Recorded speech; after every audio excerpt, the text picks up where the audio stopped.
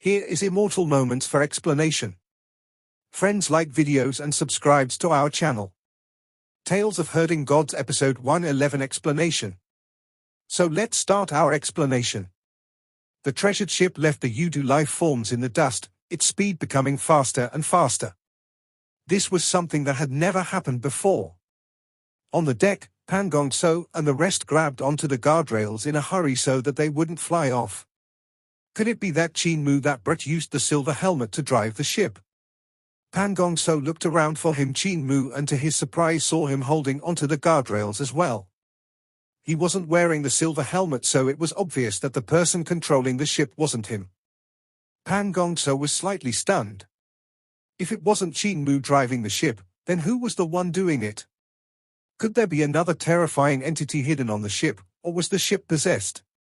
Ever since they had come to this strange ship, weird things had been happening one after another, and until they had yet to explore the whole ship. Thinking back on it, it sure was terrifying to meet such strange incidents time and again. The treasured ship was speeding through Yudu world, which was a piece of darkness with no heaven or earth. As they sailed through this endless dark, it was truly frightening. They sailed like this for some time, until the sound of collision rang out and everyone on the ship was almost thrown off. Some of the soldiers and great shamans didn't have a stable footing or grip, so they went overboard. Just as they landed in the darkness outside the ship, their flesh suddenly melted away, and they turned into piles of bones that clattered down. "There's land below," someone cried out in astonishment. Qin Mu looked down and saw that the treasured ship had collided with the peak of a mountain, creating a huge hole in it. It was this collision that had swung the soldiers and great shamans out. The mountain peak was soon left behind as the passengers watched the land below. What was weird about it was that the land wasn't connected, but seemed to consist of islands floating in the darkness. Boom! Once two huge pieces of land collided, the situation became intense. The tectonic plates were pushing against each other, and instantly, several thousand volcanoes erupted at the same time. Lava spewed into the sky with black smoke, reaching from 900 to 1,000 yards, creating a magnificent sight. Countless bolts of lightning flashed in the thick clouds as they ripped through the sky. The lava that had cooled in the sky came raining down as a terrifying rain of rocks. It had astonishing power, as the rocks came crashing down like meteors with long fiery trails. The earth trembled and the mountains swayed. With the rain of lava, rocks, and acid, it seemed like the apocalypse had come. As the treasured ship sailed through the heavy rain, everyone on the ship burst forth with vital chi to prop up shields to block the weird rain and not get smashed to death. Suddenly, there was a clanking sound, and the lava rain changed into diamonds. Diamonds the size of a fist came raining down from the sky. They were created by lightning strikes and scattered all throughout the ship. The treasured ship tilted to one side, so all the lava rocks and diamonds were swept off, then went around a huge volcano and sailed into the distance. On the volcano, lava was flowing like flame dragons from the mouth of the volcano to the bottom. Qin Mu hurriedly took a look and was shocked. In that earthquaking and mountain-shaking destruction, there were actually millions of people walking up the mountain. With lowered heads, they walked silently through all the destruction, acting like zombies. Every step they took seemed extremely difficult, but they still continued to walk forward as if there was a fatal force of attraction in front of them. At the mouth of the volcano, there were already quite a number of people who had reached it, jumping in without any feeling. They were then drowned by the lava rushing into the sky. Besides this huge volcano, there were thousands of others on this piece of land, which also numbered in thousands. Exactly how many people were walking with difficulty through this apocalypse and throwing themselves into the volcanoes was probably uncountable. They aren't people, they are souls. Qin Mu's heart trembled violently. He could see that these were damned souls, and they had no corporeal body. Furthermore, they were not all human souls. Some of them belonged to strange beasts, demons, dragons, phoenixes, and even heavenly devils. The treasured ship passed by volcanoes after volcanoes with countless of souls walking among them. As the volcanoes erupted, flaming red lava rushed into the sky, accompanied by deafening rumbles. With a pale face, Pan Gong So muttered in a trembling voice, "Ye yellow springs, yellow springs." Qin Mu stared blankly, not knowing what this fellow was talking about. What yellow springs? They are going down the yellow springs. Pan Gong So suddenly roared with all his strength. This is the world after we die? We are on the horns of Earth Count. Qin Mu shuddered when he finally understood Pan Gong So's words. Their ship was currently sailing between the horns of Earth Count. These lands weren't lands, but sections of Earth Count's horns. The meaning behind Earth Count's 9 pacts came from the 9 bends. They meant that the 2 horns of Earth Count had 9 bends, like a flowing river. Because of that, the 2 horns of Earth Count were also sometimes called 9 bends yellow springs, which likened them to 2 trails of yellow springs. Qin Mu couldn't help feeling his scalp crawl. It did indeed look like this place was called the Yellow Springs. Because of the volcanoes erupting continuously, the lava spread across the sky and lighted the land. Looking from afar, it probably seemed like a yellow or red river. However, weren't these 2 horns a little too huge? Was this even still a god? He, Pan Gong So seemed to have suffered a severe setback once and was now a little crazed. He muttered, "This was the truth I had once seen. I can't die, I definitely can't die, whoever that likes to die can die, I must definitely live on." The treasured ship finally sailed through the lands and left. Qin Mu turned back to take a look and could finally saw the full appearance of the 2 horns. Lava spewed out from the lands and connected all of them together. The lands on top were the sky of the lands below. With such connection, the countless pieces formed 9 bends which looked like 9 bends yellow springs from afar. Countless souls were guided in from God knows how many worlds into these lands, to jump into the yellow springs. And yet they were only the horns of the incomparably humongous Earth Count. Looking down, Qin Mu didn't know how long the 2 horns were. They were hidden deep in the darkness, their end unable to be seen. Under the 2 horns had to be Earth Count's head. Legend said that he had a tiger's head while his horns were those of a bull. Qin Mu, however, could see the head at all. He shrunk back and made a decision deep in his heart. The Pact of Earth Count could never be signed carelessly. If he did so and it took effect, he would probably never be able to make a comeback. He was sad, though. His father had signed the Pact of Earth Count. Once it was signed, it would be difficult to make it void. The treasured ship sailed faster and faster, coming to the sky above another piece of land. This was a crumbling world shrouded in darkness. Paper boats with dead souls floated over from the black. Many of them sailed past the treasured ship and floated towards the land of the 9 pacts. The clothes of the souls were all tattered, and they all belonged to Heavenly Devil Horde, the Heavenly Devil race. However, none of them were the fiendish ones Qin Mu had seen in Great Ruins. Instead, they were all old, sick, and weak. Countless paper boats floated past, which made it obvious that an extremely large number of people from Heavenly Devil Horde had died. Under normal circumstances, there wouldn't be so many deaths. Even a large-scale war wouldn't cause so many people to die at the same time. "Oh soul, come back." In the time and space of the darkness, vibrations could be faintly felt. They were the miserable shouts of a devil god in another world as he chanted in a devil language. Qin Mu looked towards the source of the voice and could faintly see an 8-armed 4-headed devil god standing in the pitch-black space bawling. With a world between them, he couldn't see or hear him clearly. It seems like Juqian Devil King is crying. Qin Mu was slightly stunned that the figure that standing in the crumbling world was Juqian Devil King. His power was so great that the crumbling world couldn't confine his figure and voice. With the Juqian world between them, he called for the souls of his people, trying to summon those who had died back. "O soul, come back. Go not down to the land of darkness, where the 9 pacts of Earth Count lie in the dreadful horns on his forehead. He has a great humped back with bloody thumbs, pursuing men swift-footed. 3 eyes in his tiger's head, while his body is that of a bull. O soul, come back, lest you bring on yourself disaster. O soul, come back, and enter the gate of the city. Skilled priests call for you there, walking backward to lead you in." The treasured ship sailed forth, and Juqian Devil King's voice became softer and softer until Qin Mu could no longer hear what he was crying. The treasured ship left Qin world, which was in the process of dying and because of which there were so many heavenly devil hordes people around. Qin Mu turned back and saw many paper boats floating into Yudu from Qin world, and his heart became sorrowful. Maybe this would be the future of the world they were currently in as well. After some time, they came to another land in the darkness. Specks of divine light lit up the darkness hazily, revealing some life forms of Yudu moving about. The speed of the treasured ship gradually became slower, and the people in it could finally see what were those divine lights. They were the rays given off by the god statues in every village. Some of them were also given off by ancient ruins. The ship had traveled to great ruins. Qin Mu's heart stirred slightly. When nighttime came to great ruins, the place got connected to Yudu.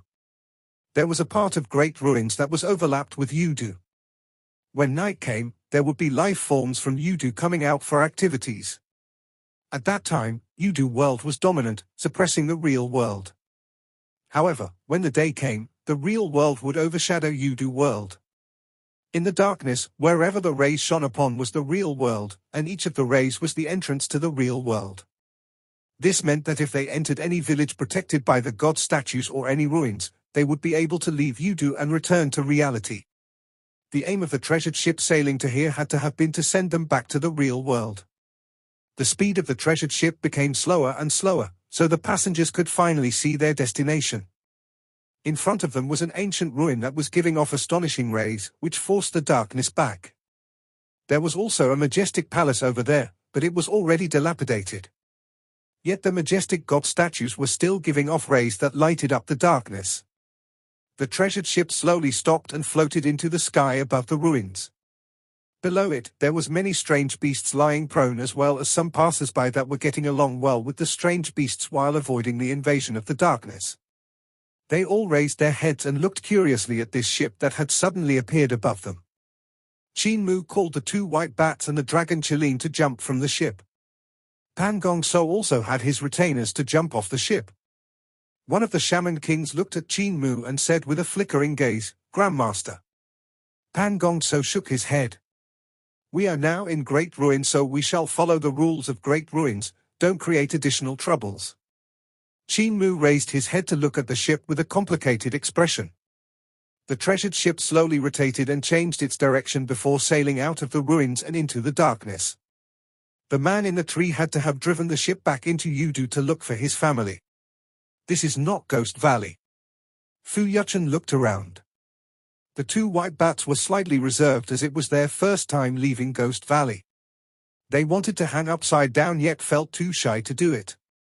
Qin Mu raised his head to look at the dilapidated hall and roof over them before saying, "You guys can hang on the roof and take a break, don't alarm the others. I'll bring you guys back to Ghost Valley tomorrow. Once we reach it, I'll give you guys the antidote." The two white bats let out sighs of relief and flew up silently. They hung under the roof, their hands crossed in front of their chest. Fu Yuchen opened his eyes and said in a low voice, "This brat lied to us, we were not poisoned at all." Fu Yuchia was astonished. "We were not poisoned? Impossible, we were clearly in pain when the toxin flared up." Fu Yuchen rolled one of his eyes. The toxicity should have been undone long ago. When he first gave us the antidote, he must have already undone the poison. The rest was just to scare us. Otherwise, we would already have died from poison after the passage of 2 months plus. Fu Yuchia was furious. "This brat lied to us to get us to work for him. Let's eat him well done." Oh well, Fu Yuchen said. "Even if we hadn't allied with him, we still would have been chased by Pan Gongso and his lackeys. They wouldn't have let us off. By allying with the brat, we instead got to live on, so it isn't bad for us. It's also because of him that we know our old ancestors are still alive. Now our white bat race won't have to go extinct. Let's go back to wake our ancestors and have them give birth to girls for us." Fu Yuki was excited. "Give birth to 2 females? No, it should be a nest of females. I want to hug them left and right." "Wait a minute. Brother, we are generations away from our old ancestors, so even if they give birth to 2 girls, in terms of seniority they would be our great-great-great-grandmothers, this seniority. Troubled expression filled the faces of the two white bats, and they could no longer fall asleep. In the ruins, Qin Mu leaned against the dragon Chilean's body to rest. There were over a dozen god statues guarding the place, and their rays lighted up the entire ruins. Qin Mu still didn't know where this ruin was located in Great Ruins. He would have to fly into the sky during the day to observe the surroundings, only then could he determine his location. Pan Gongso took a glance at him, then also sat down. The dozen of great shamans, shaman kings, and the remaining few soldiers of barbarian Di Empire that were lucky to be alive surrounded him. Qin Mu looked around and saw many strange beasts. There was no lack of strong existences among them, and their physiques were huge. They were even larger than the dragon Chilean in his full form. These people are slightly interesting. His pupils slightly contracted as his gaze landed on the bodies of some travelers. There were 3 groups of them, and one of them consisted of 3 eminent monks. They were rugged-looking, but they had kind gazes, even if there was a strong demonic air about their bodies. Little Thunderclap Monastery's monks. Qin Mu felt the demonic air about their bodies and immediately realized who they were. Little Thunderclap Monastery was a sacred ground, but it belonged to the demon race. Their head was revered as Little Rulai, and he was a junior brother to Old Rulai. He had exceptional abilities and had also achieved the realm of Rulai. Little Thunderclap Monastery was referred to as Little Western Paradise and was even more west than Great Thunderclap Monastery on Mount Meru. It was located on the westernmost side of Great Ruins. Since I can see the demon monks of Little Thunderclap Monastery, could we be at the west of Great Ruins? Qin Mu's heart sunk slightly. It was his first time going to such a far-off place, since Great Ruins was extremely vast. This place might be even farther away than Roland's Golden Palace. The second group of travelers only had 2 people, a man and a woman. They were both very young and looked like a married couple. There was nothing dangerous he could see about them. The 2 of them wore outfits of different tribes. The man had a white cloth wrapped around his head, revealing his black hair on the top of his head. On the other hand, the woman donned gold and silver, wearing numerous accessories made from those 2 metals and jade on her body. She had tied her head with a black head covering, and it hung down with her beautiful hair in front of her slightly bulging chest. There was also a little red flower fastened to the top of her head. Her hand was very fair. The sleeves of her shirt were quite short, revealing more than half of her small arm. It wasn't thick, yet there were over a dozen gold, silver, and jade bracelets of different thickness on her wrist. These 2 people were guarding a magnificent carriage of a very strange shape. Qin Mu had seen some magnificent carriages before, and most of them were very squarish. Some of them had a year top with an octagon top. The year top represented the square earth and spherical heavens, while the octagon top represented the 8 points of a compass. They were both symbols which signified status. This carriage, however, was circular, with a circular base and a circular top. The ornaments hanging around the carriage also had the feel of a different tribe. The third group of people was 100 divine arts practitioners. Their appearance and clothing were also of a different tribe. All their pupils were blue, but Qin Mu also didn't know from which country they came. These divine arts practitioners had murderous intent leaking from their eyes and would glance toward the young married couple and the carriage from time to time. "Cult Master, the atmosphere isn't right," the dragon Chilean said after opening his eyes secretly. "There are way too many spirit weapons on that woman's body, and the abilities of those divine arts practitioners are all very strong."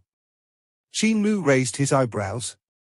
The eyesight of the dragon Chilean was indeed not bad.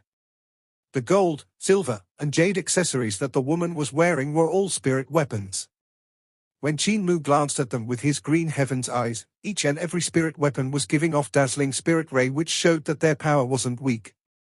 To hang so many spirit weapons on her body, her abilities couldn't be weak. Pan Gongso had also noticed these people and gave instructions to 2 of the great shamans in a low voice. One of them immediately rose and went to the side of the young couple, greeting them before inquiring about their origins. He then came back to report. "They said they are from True Heaven Palace of West Earth. They asked if we could assist them." "True Heaven Palace of West Earth?" Pan Gongso said. Since they are Qi refiners of West Earth's true heaven palace, we have no association with them and no need to guard against them. As for their matter, we won't help. The other great shaman also came back from inquiring and said, those divine arts practitioners are from True Heaven Palace, they wish we don't interfere with them. They are both from True Heaven Palace. Astonished, Pan Gongso smiled.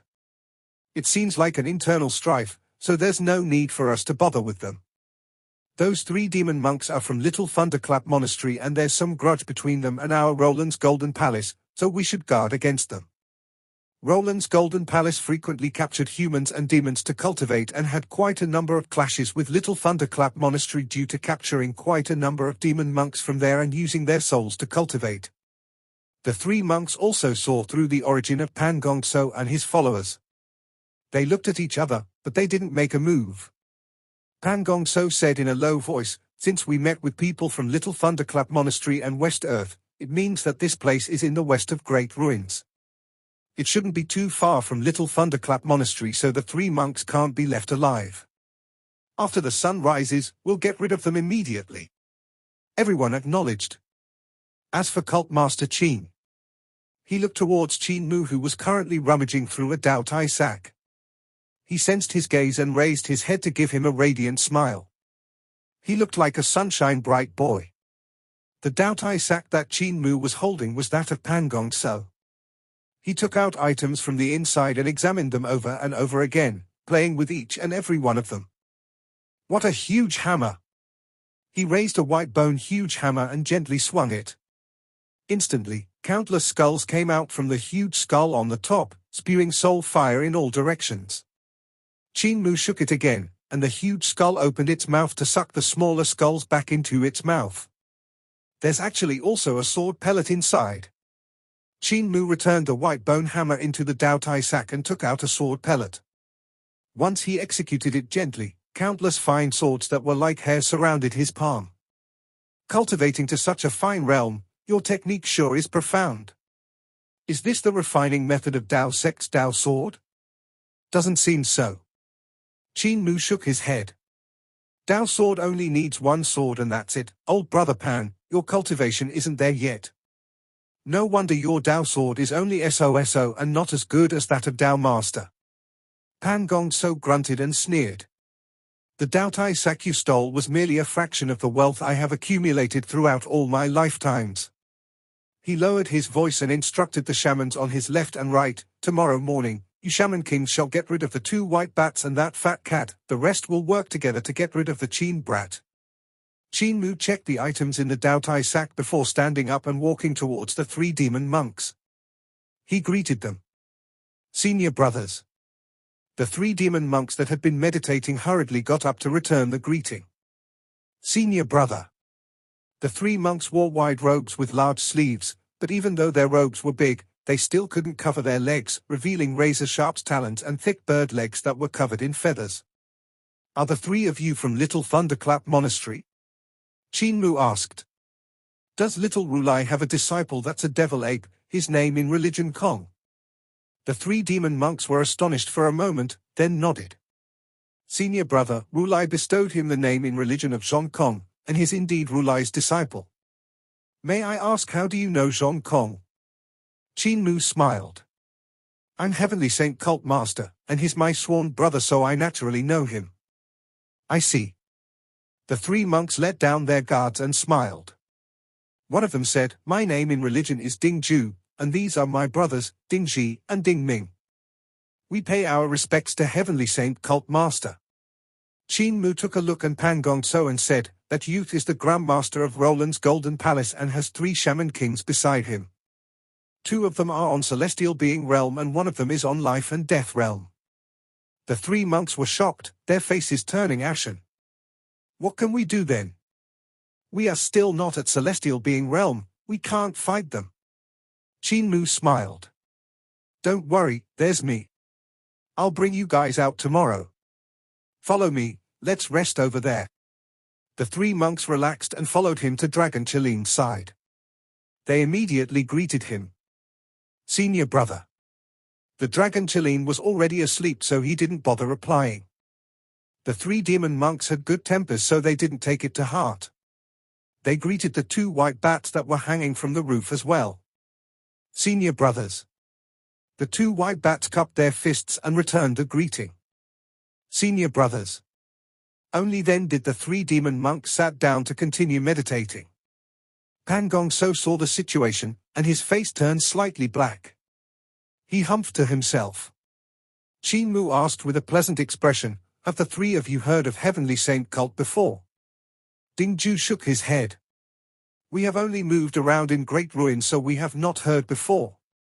Qin Mu was ready to speak more when the male divine arts practitioner that was guarding the carriage walked over and bowed. "This senior brother." Qin Mu rose and returned his greeting before shaking his head. "Please hold your tongue." The divine arts practitioner asked in astonishment, "Senior brother, why do you say so? You guys are being chased by these strong practitioners, having escaped to great ruins. I won't ally myself with you guys." Qin Mu shook his head. "They have too many people and not one of them is weak. I have enough trouble just protecting myself, so I would only be seeking death by allying myself with you. Please go back."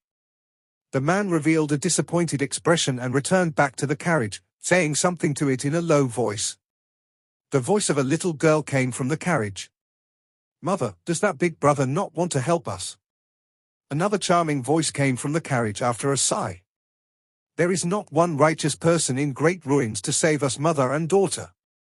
Qin Mu raised his eyebrows. "Righteous person? I'm definitely not a righteous person. I'm the heavenly devil cult master. If I don't do evil, people should already be celebrating. Yet they ask for me to still be a righteous person? Che, I only did good deeds when I was young and hot-headed, now that I've grown up." The night seemed to pass by very slowly, with everyone in the ruins having different intentions. It was hard to say how much later a hen dragon flapped its wings among the strange beasts and rose to the roof of a dilapidated hall to crow toward the sky. Instantly, the darkness withdrew, and a ray of sunlight shone over from the east, hitting the mountains outside the ruins and lighting up the mountain peak. The sun had come out, so Qin Mu rose. He pushed Carefree sword into the sheath he had carved yesterday. Giving a kick to the dragon Qilin, he woke it up as well as the two white bats.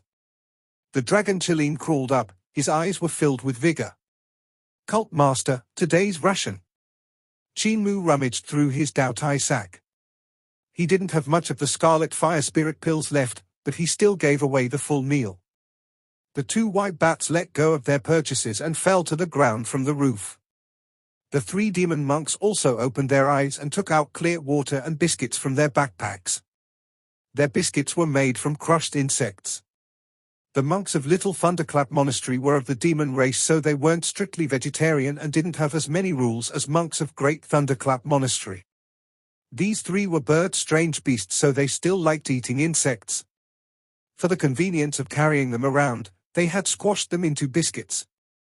Ding Ju split half of the insect biscuit to give it to Qin Mu, and he gave it a try. The taste was actually not bad, fragrant and crispy. The crowd of beasts started to move, and the people in the ruins also began to follow the crowd out, each and every one of them on alert. Only Qin Mu was slightly absent-minded. This place was close to the west borders of great ruins, and he really wanted to see where the darkness disappeared. Since the darkness of great ruins flooded in from the west, that place had to be where it originated. If Qin Mu found it, he just might be able to find the source of great ruins' calamity.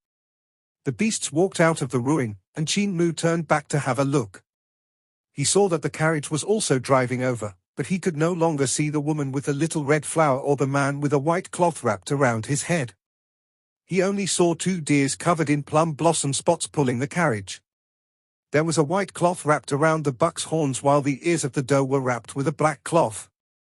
There were gold and silver chains and pendants hanging in front of its chest. On its head, there was a little red flower while its two front legs had over a dozen gold, silver, and jade bracelets. So they are demons? Qin Mu blinked. Yesterday, he hadn't managed to see that the married couple were a pair of strange beasts. There was no demonic air about these people's bodies, so he never expected that they would be two deers that had cultivated until they could change their shape into that of a human. This kind of technique is pretty extraordinary. It should be an orthodox cultivation technique. Are they guests from West Earth? Qin Mu thought to himself. When Qin Mu looked behind the two, he saw that the 100 divine arts practitioners followed silently behind the carriage. A small head with 2 braids popped out from it and took a look backward. 2 fair hands then pulled the head back and closed the window of the carriage. Qin Mu retracted his gaze. While he sat on the back of the dragon Qilin, carefree sword was ready to come out of the sheath at any time while the flying swords in his Daotai sack were slowly stirring. The 2 white bats flew up silently and traversed the herd. In the meantime, the robes of the 3 demon monks fluttered as they moved a great distance every time their talons touched the ground. Pan Gongso's gaze flickered as he looked around. In the herd among them, there was no lack of abnormally strong strange beasts. There were also rules among the strange beasts, so if they were to attack now and agitate the herd, they would probably still get attacked by everyone. In time, the herd started to disperse. At that moment, the 2 deers pulling the carriage began to sprint, pulling the carriage away at a fast speed. Behind them, the 100 divine arts practitioners also sped up to give chase. Naikue, stop running. Naikue, in the Hong language, means princess mother. Vital qi flooded out from the carriage, and numerous grasses and trees started to grow frantically, becoming incomparably long and thick. A forest that took up a hectare seemed to come alive. The ancient trees instantly pulled themselves out from the ground, becoming walking giants. When they lifted and landed their roots on the ground trembled. Then, the trunks changed into incomparably thick fists that blew every single one of the pursuers away. The trees in great ruins were very huge. Most of them were dozens of yards tall, but there was no lack of those that were as high as mountains as well. With the marvelous divine art of the woman in the carriage, these trees became even more gigantic in stature and gained boundless strength. The vines in the forest became akin to demons as they coiled around the divine arts practitioners in a snake-like manner, strangling them to death. Qin Mu's eyelids kept twitching from this sight. This kind of divine art was rarely seen and was slightly similar to Earth Eon creation technique, however, it was even more overbearing. The earth trembled and the mountains shook as the tree giants wreaked havoc. However, the divine arts practitioners of the different tribe had good reaction speed, as they executed their own divine arts. Shrieks came out from the huge trees and vines, and white lights that seemed like spirits but were not spirits, as well as souls that were not souls, came flying out from the flora. The tree giants then collapsed, and the green vines withered. One of the divine arts practitioners waved his hand, and a mountain trembled and rumbled. Countless rocks rolled down in all directions, and the mountain transformed into a giant which swung its huge fist to smash the carriage. The doe in front of the carriage lifted both of her hooves, and the gold and silver bracelets on them flew out to bind the fist of the mountain giant, crushing it. The other fist of the mountain giant then came bombarding over, and the doe grunted. She stomped her feet, and countless green grasses grew frantically. They were like swords, stabbing into the gaps between the mountain rocks of the mountain giant. They planted their roots inside its body and sprouted, causing it to instantly break down into pieces and crumble. The 2 deers immediately put in a burst of speed to get the carriage away from there. What divine art is this? Qin Mu was astonished to no end. These people seemed to be borrowing the power of heaven and earth to strengthen the power of nature, transforming it into divine arts. This kind of action was different from what Eternal Peace Empire did as well as the countries surrounding it. It's the divine arts of West Earth's true heaven palace, the dragon Qilin said in a low, muffled voice. I had gone to West Earth with Patriarch once, and true heaven palace is the sacred ground there. The divine arts over there are different from those in Middle Earth. They believe that all things have spirit and soul, even the grass, wood, rocks. In those people's eyes, all of these have their own spirits and divine treasures. Therefore, their path is of everyone and everything having spirit and soul. Patriarch said that they aren't bad at all. All things have spirit, all things have soul. Qin Mu exclaimed in admiration. The divine arts of West Earth had taken a different path from everyone and were indeed worthy of being learned. For the young patriarch to praise them being not bad meant that true heaven palace was indeed worthy to be called a sacred ground. Using divine arts to create a mountain giant was simply astonishing. A mountain just coming to life and becoming a giant to battle was simply world-shaking. This contained unimaginable attainments in regards to its force of destruction, which widened Qin Mu's horizons. Its force of destruction is just too huge. Great Cult Master Qin became excited. I wonder if there are not yet demolished houses in West Earth. I'm afraid they wouldn't even have a single mountain, right? If I could learn this, it would be pretty good to tear down mountains to make roads. Attack! Suddenly, Pan Gongso gave an order, and everyone under him sprung into action at once. Knife pellets filled the sky, and countless sword lights came raining down on Qin Mu.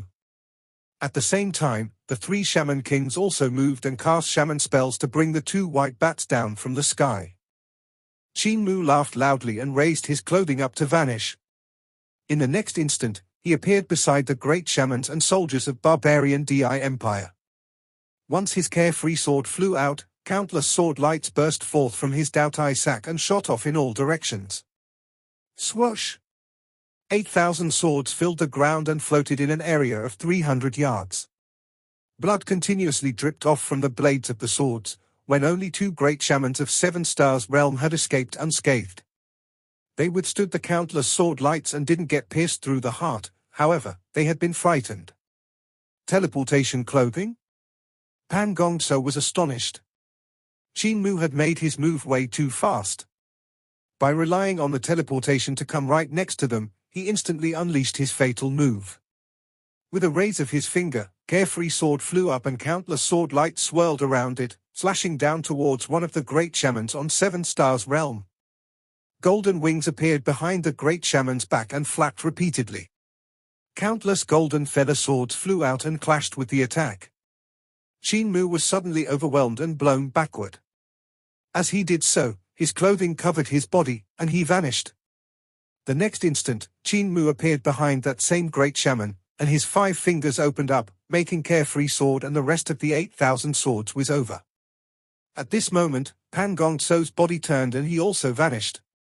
The dragon Qilin and the 3 demon monks came sprinting over, and the 2 great shamans on 7 Stars realm rose into the sky. They were being chased by the 3 demon monks who shook their bodies to transform into 3 golden winged doppings that pounced toward them. The dragon Qilin opened his mouth to roar, and a pillar of fire shot towards Pan Gongso. He didn't dare to take it head on, and his figure flashed, vanishing and appearing at the side of the 3 shaman kings. The 3 shaman kings were beating the 2 white bats furiously, but the 2 white bats could truly take a beating. Even as they were getting beat up by a shaman king on life and death realm and 2 on celestial being realm, they could still jump around. They truly had a thick skin. Gongmu, you shall deal with these 2 white bats. The other shaman kings, kill those 3 bald donkeys. Pan Gongso said sternly. We have to get rid of them. Shaman King Gongmu was a great expert on life and death realm, so he alone was enough to suppress the 2 white bats. Even though he couldn't beat them to death, he could prevent them from coming to support Qin Mu.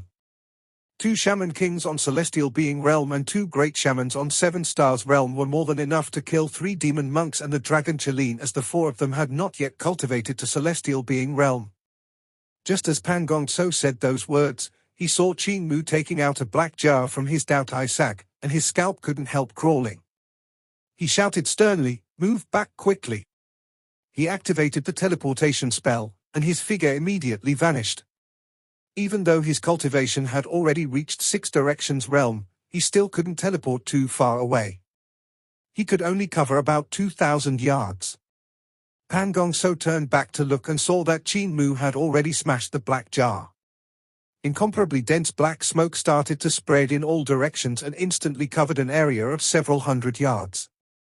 Shaman King Gongmu and the other 2 shaman kings hurriedly rushed away and didn't get caught up by the black smoke.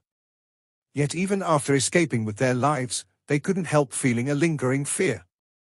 The corner of Pan Gongso's eyes twitched furiously. This was the shaman poison he had refined in his previous lifetime, and it had an extremely intense toxicity. If a soul or primordial spirit was tainted by it, the soul would corrode and the primordial spirit would rot. Even great experts on life and death realm would lose their lives and go to the Yellow Springs in a few breaths' time. Qin Mu's action of smashing the jar was clearly to drag everyone down and kill them together. That's not right. This black smoke isn't like the shaman poison I created. Pan Gongso's heart jumped. Even though this black smoke was similar to his shaman poison, he was an expert on shaman poison. He quickly saw through the trick and knew that the black smoke was just smoke and not shaman poison. It was obvious that the Qin rascal had not been lazing around yesterday night. He had to have created a black jar sneakily and made some black smoke to store inside it. He had 2 Dao Tai sacks, so if he had made something in one of them, no one would know what he was making. Crap, we were tricked. Pan Gongso's expression turned black, and he wanted to fight his way back. However, the 2 great shamans on 7 Stars Realm had already been gotten rid of by the 3 demon monks, while the 2 white bats had once again crawled up with vigor. He wanted to return to fight more, but then he saw Qin Mu taking out another black jar from his Dao Tai sack and couldn't help hesitating. Qin Mu laughed loudly and said in a clear voice, "Old brother Pan, farewell." Pan Gong sneered and shook his sleeves. Looking at the 3 demon monks, he suddenly said loudly, "Monk Ding Ming." The 3 golden-winged dopengs lowered their wings and transformed back into 3 demon monks when they landed on the ground. They had the bodies of humans with bird talons while wearing the loose Buddhist robes. Monk Ding Ming raised his head and said, "Here." Pan Gongso bowed and paid his respect. Suddenly, an apparition of a devil appeared behind him which stood on a sacrificial altar. That devil also bowed and paid his respect. Monk Ding Ming gave a cry of astonishment, and his body couldn't help reverting back to its true form, the golden-winged dopeng. Loud snapping sounds came from his body as his 3 souls and 7 spirits split. He then collapsed to the floor, dead. Qin Mu couldn't help feeling his skin crawl. Monk Ding Ming was a great expert on 7 Stars Realm, yet he had actually died from a pay of respect. This was the divine art that Grandmaster used to kill people after learning their name, the divine art that caused Butcher to not dare to reveal his true name. How do I counter this? While Qin Mu thought until this point, Pan Gongso, whose face was slightly pale, spoke up again. "Monk Dingji." Monk Dingji kept his mouth shut and didn't reply. Pan Gongso bowed to him nonetheless, and the apparition of the devil on the sacrificial altar also bowed. Monk Dingji then gave a loud cry and instantly died an unnatural death. Blood leaked out from the corner of Pan Gongso's mouth as he sneered. When he looked at Monk Dingju, the latter felt his skin crawl, and he spread his wings to fly away. Dingju. Pan Gongso paid his respect, and Dingju's souls and spirits dispersed in midair. The corpse of the golden-winged dopeng fell from the sky.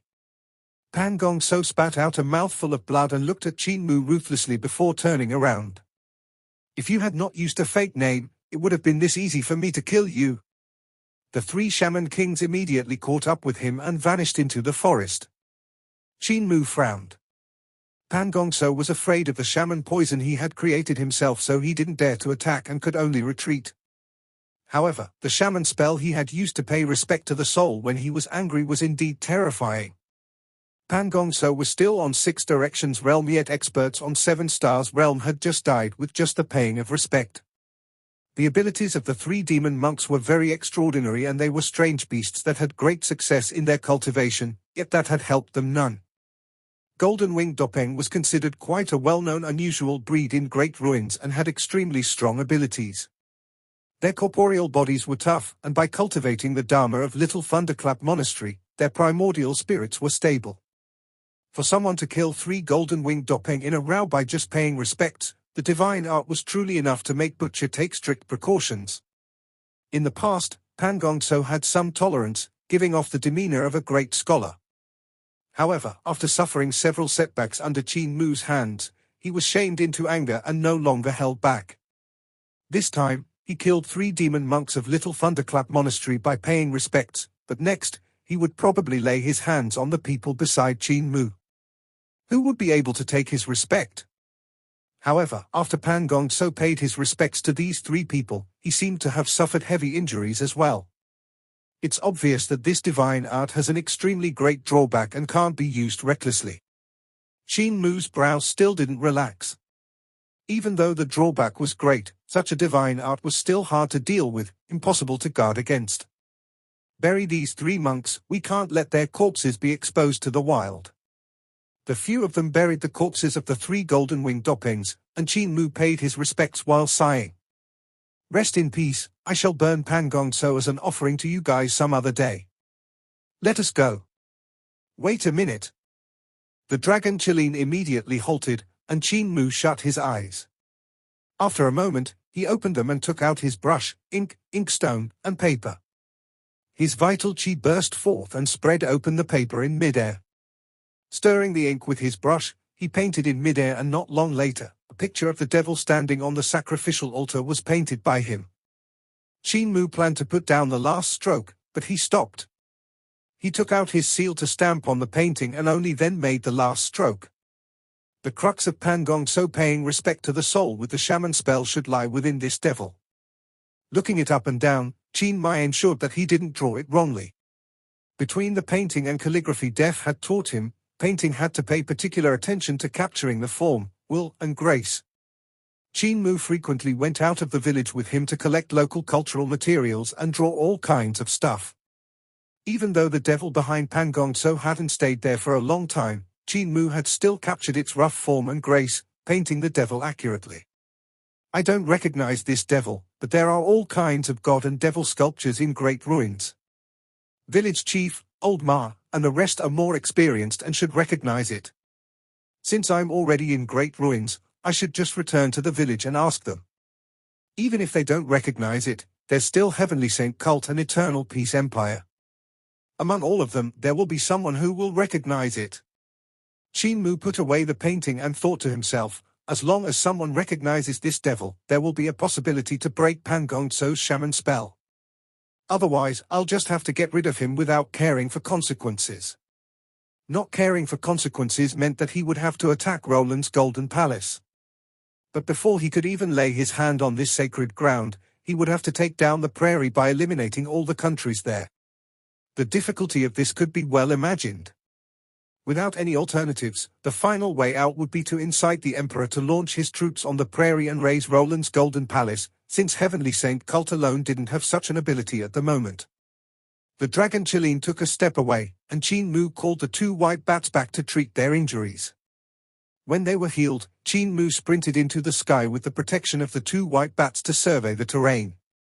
After a moment, he landed and frowned slightly. He didn't see Surging River.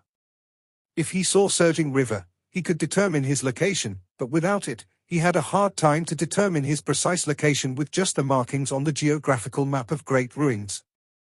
After walking 100 miles to the east, Qin Mu once again flew into the sky to survey the terrain, comparing it with the map in his memory. He did a few more times before finally determined their location from the path of the mountains. Our location is close to West Heaven Palace, not far from West Earth. Qin Mu determined his direction and let out a sigh of relief. Landing on the ground, he told the dragon Qilin the route. After another 100 miles east, Qin Mu reckoned they were close to the location where West Heaven Palace was marked on the geographical map of Great Ruins. Surveying his surroundings, he suddenly saw that the road was becoming more and more precipitous. A huge piece of land was stabbed diagonally in Great Ruins and was like a huge circular plate. It was much higher than the mountains surrounding it and seemed to have fallen from outer space. The dragon Qilin stopped in his footsteps, and Qin Mu looked at this huge piece of land. He saw that it was covered in dense vegetation and that there was a large ruin among the green plants. Where some parts of the land were cracked, the shine of metal could be seen. Deep underground, something made out of metal was buried. There were also some majestic god statues, some standing upright while some were collapsed, on the ground. Qin Mu's group spent quite some time walking around this land, quite stunned. In front of them was a basin with scattered slabs of land. Some were stabbed into the ground, some were overturned, showing off a mountain's bottom, while some had split into a few pieces. There were also some slabs that had a complete ruin of a city. There were strange beasts moving inside them, the strong ones roaring in heart-stopping voices from time to time, threatening the life forms from other territories when they got near. Where the slabs of land had broken off, a long construction made out of metal was revealed. There looked to be pipes of different heights all around there. When wind blew across the basin, these metal constructions would hum in a tune which was actually melodious. How did such a magnificent civilization fall into such a state? After looking into the distance for a time, Qin Mu retracted his gaze. This should be a safe place that darkness couldn't invade, so there was an extremely large number of strange beasts in the surroundings. Qin Mu's group had to be extremely careful while passing through a place like this.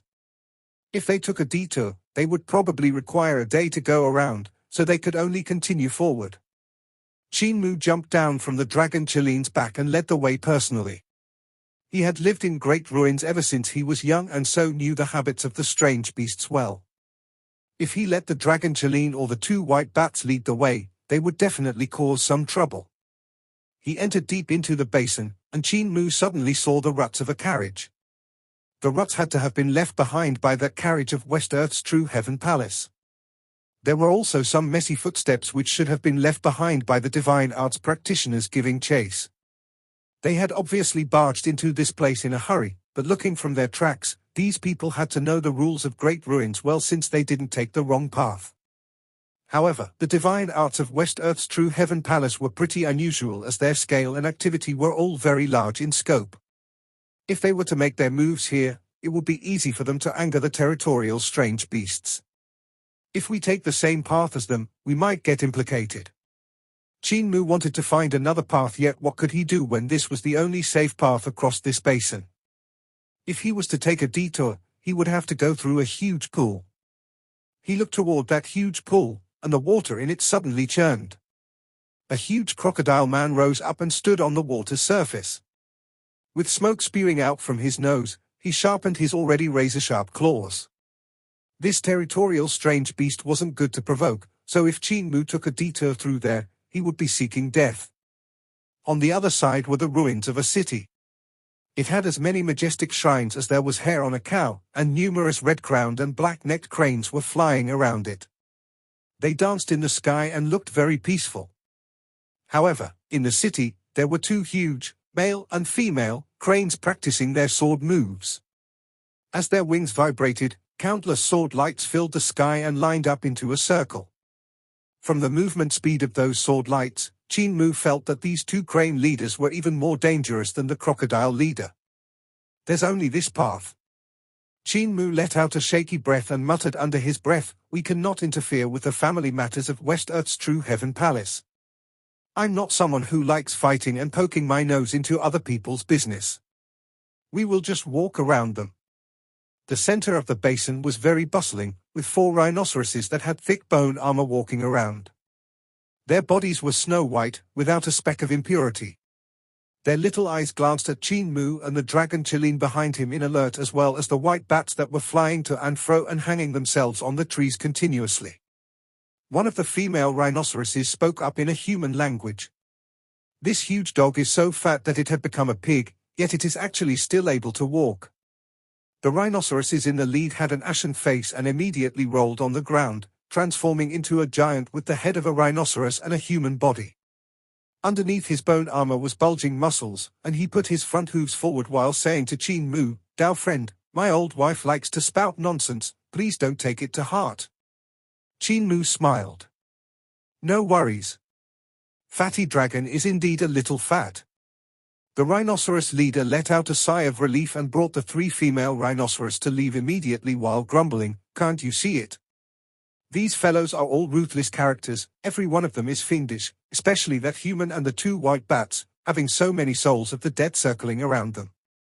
Qin Mu was astonished, and the dragon Chilean said, "People say that white rhinoceroses are psychic, that they are able to see the netherworld as well as the souls of the dead. It's truly remarkable. However, they are still wrong in their judgment. I'm not a huge dog nor am I fat, I'm sturdy." The sound of divine arts and spirit weapons clashing against each other came from up ahead. It sounded very lively over there. Qin Mu called the 2 white bats over and carefully walked forward. They didn't walk far before a battlefield opened up in front of their eyes. The strong practitioners of True Heaven Palace were surrounding the carriage, all of their bodies already covered in wounds. When those divine arts practitioners of True Heaven Palace saw their arrival, they suddenly stopped attacking. Instead, they turned their heads to look at them without moving. "Dao friend." A youth came out from the crowd and greeted Qin Mu. Family matters. Qin Mu returned the greeting. I'm only just passing by. The youth revealed a smile and waved his hand. Open a path and let them pass. Qin Mu smiled and nodded to both sides to show his intention before bringing the dragon Qilin and the two white bats over. In front of them, they saw that the carriage was already shattered in pieces, the wheels and roof destroyed. One of the plum blossom deer sat beside the broken carriage while the other was in its true form. This should be because it was too injured and could no longer keep up its human shape. The mother and daughter that the two deers were protecting had come out from the carriage. The woman was covered in blood and gasping for breath as she protected the child behind her. Righteous person. The man that had transformed from the buck suddenly stretched out his hand and grabbed the corner of Qin Mu's shirt. He raised his head with difficulty, hanging onto the last of his breath. Righteous person, could you please? Qin Mu pulled his shirt free and broke away from his grasp to continue walking forward. He passed by the doe and was slightly stunned. He saw that she was already dead, without any more breath left. Qin Mu pulled his gaze back and continued to walk forward. Suddenly, the woman who was referred to as Naikue grabbed his hand and looked at him hopefully while pleading in a hoarse voice, "Take my child, just let her live." Qin Mu paused, and the youth from True Heaven Palace behind him shouted, "Dao friends, these are the family matters of our True Heaven Palace." Qin Mu broke free from the woman's grasp and continued to walk forward. He smiled at the divine arts practitioners of True Heaven Palace on both sides and led the dragon Qilin and the two white bats out of the battlefield. The dragon Qilin caught up to Qin Mu in a few steps and turned his head to look at his face.